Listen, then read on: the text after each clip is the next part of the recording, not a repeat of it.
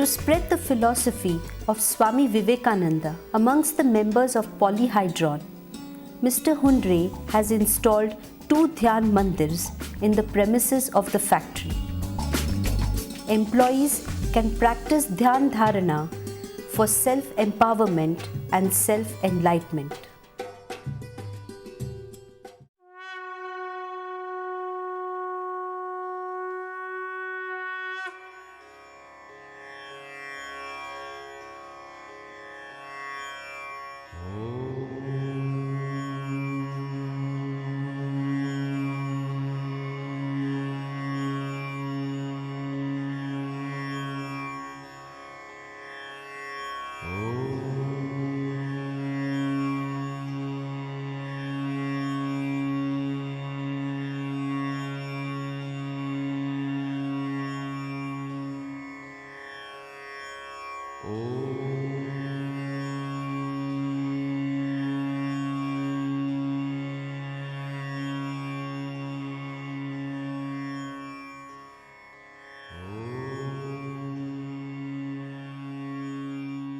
I just met one of my employees who has been paralyzed because of a spinal cord problem.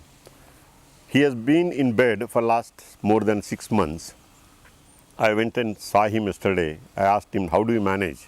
He says, I have been operated, I am recovering fast.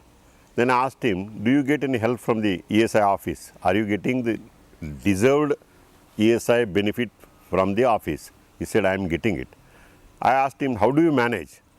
The employee said, on the first day, I went and told the ESI officer that I work for Polyhedron and I will not pay bribe or I do not want to compromise anything.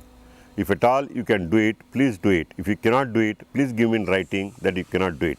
Then we will see what is to be done.